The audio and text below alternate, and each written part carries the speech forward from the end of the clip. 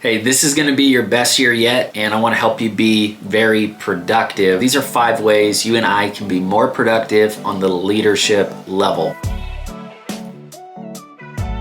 First thing is I want you to dedicate at least 60 to 90 minutes every workday in your alone zone to be focused on high value work. That's not just the priority project of the week. This is a consistent core competency that you want to say, I'm the expert, I'm owning this, I'm going for mastery. I don't think we can get to mastery in everything by going after it all at the same time.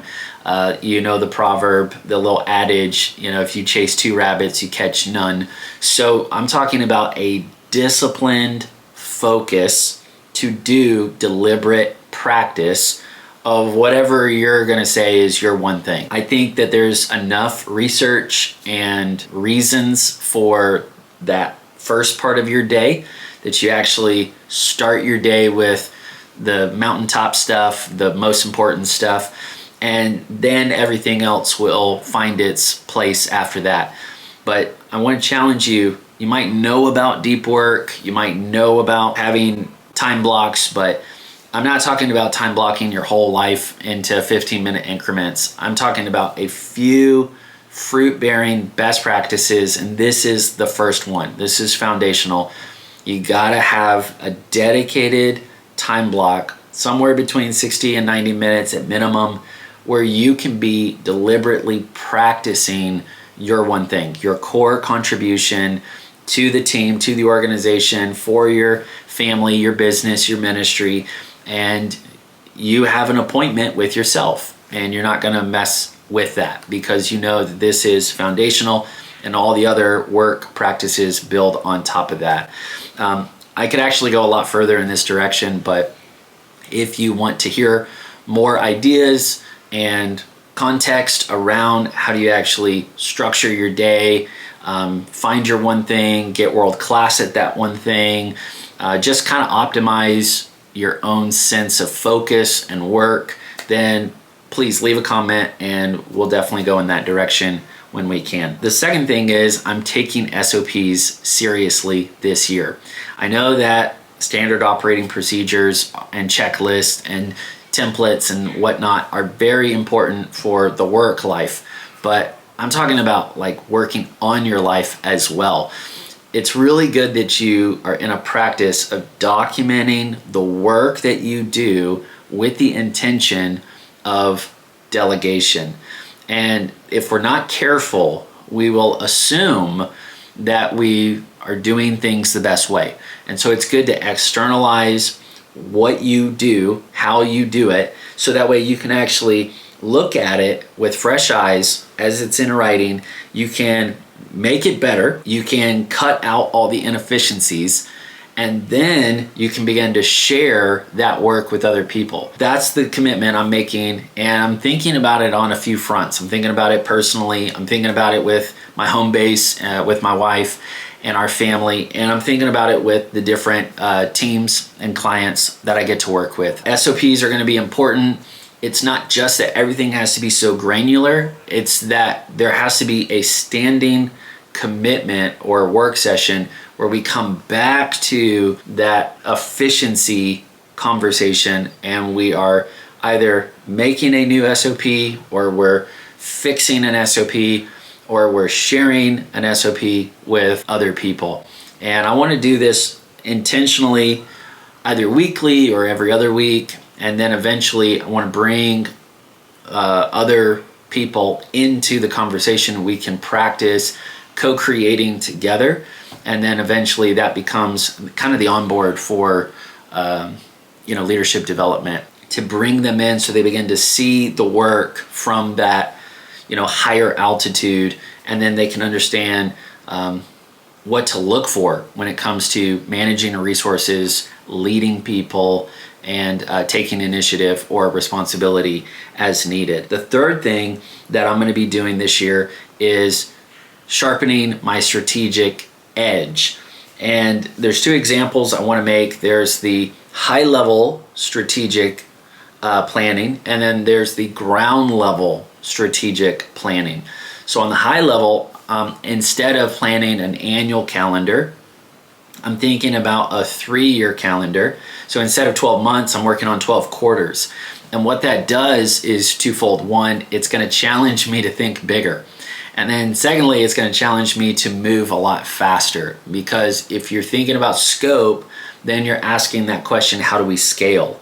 And a lot of times we are just kind of staying in the slow lane for a while because we think this is what I can manage and this is where our people are. And I think we've got to risk and move in faith and, get out in that fast lane and then let the momentum help us to learn things faster while we are committed to lead in a more decisive way. The second example of strategic planning is going to be ground level strategic planning. And the easiest way is you got to have something like this. I call it my Pioneer Planner, and I want to triage what gets my attention, because we want to make sure that our intentions are getting the most attention. This is just a very helpful, low maintenance way to practice triaging what gets my attention and,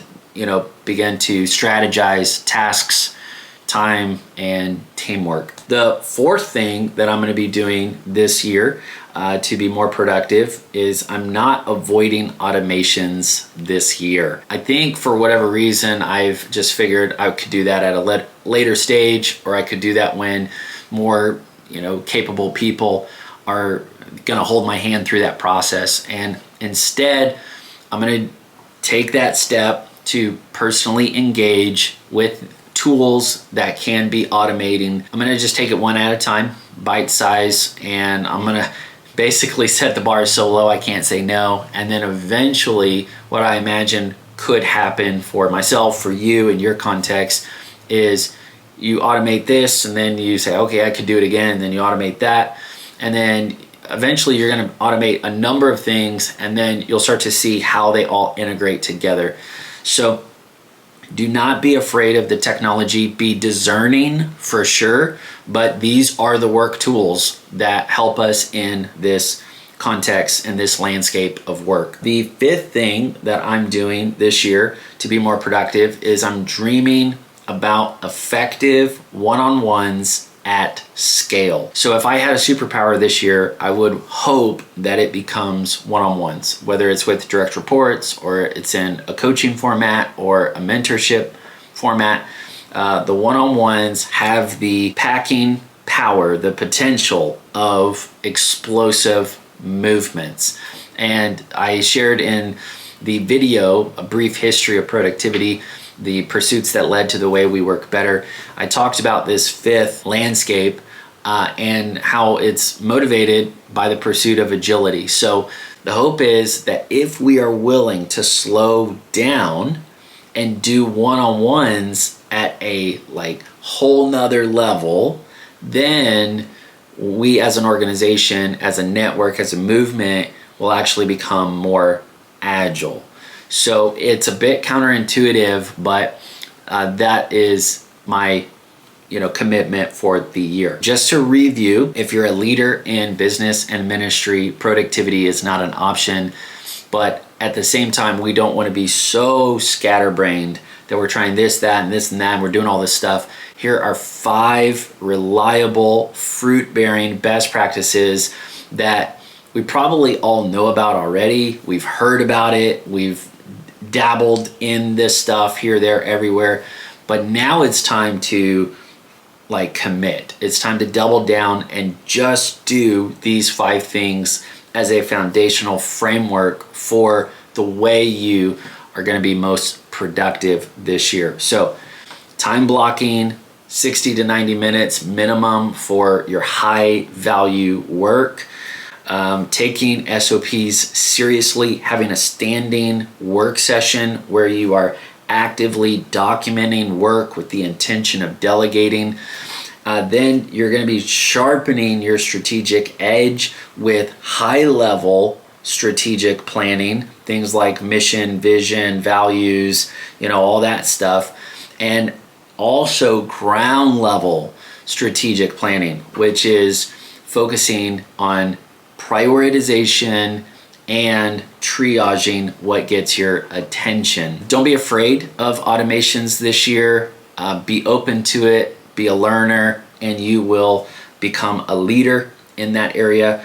And then finally, be really resolute about the relational one-on-ones that you're having as a leader, because they do have the potential to empower a whole new generation of leaders and to make your organization or your movement much more agile. I'm dreaming about that in scale, but I'm practicing that personally where I can. Please subscribe to Prepare to Go There if you're a leader who's committing to pioneer in business or ministry, particularly without overextending yourself or your people in the process. Also wanted to make sure that you knew I'm showing up live for some frequent trainings. I'm calling them the Prepared Leaders Challenge, and they are on a scheduled basis. So please just get the info and show up at the next